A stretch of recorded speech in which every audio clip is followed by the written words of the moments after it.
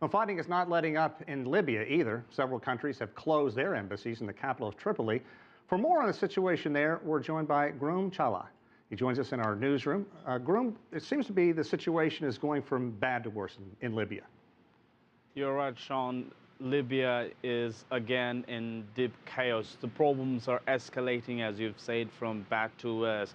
Fightings yesterday claimed the lives of more than 20 people in Tripoli.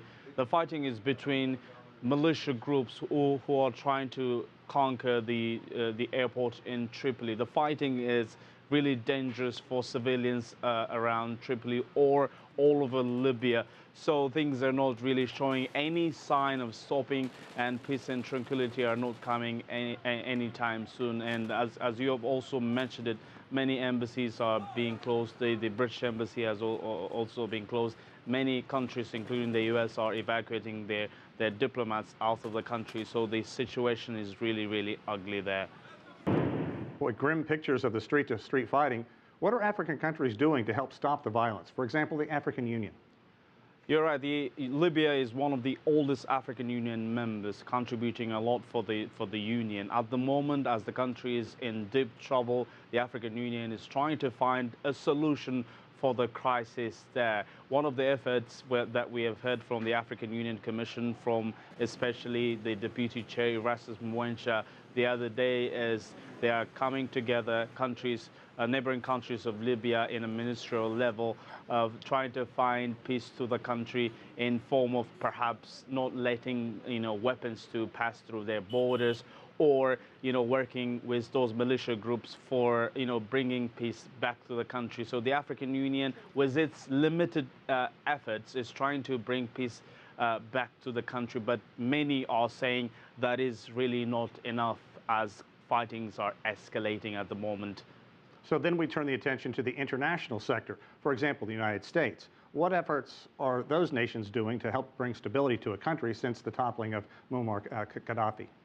Sean, let's just go back to 2011 first. In 2011, when Muammar Gaddafi was ousted, NATO, the West, including the US, were fully participating in that process. That problem was the one that is to blame for the chaos in Libya at the moment. And guess what? The international community seems to be ignoring the whole situation in Libya, even if people are dying every day, even if fightings are escalating every day. So analysts are saying the US, all the other international communities, instead of ignoring the situation, should deeply involve in making sure that at least civilians are not the casualties of the war inside. And also they should work with the interim government of Libya to bring those fighting parties together for peace and tranquility in the country.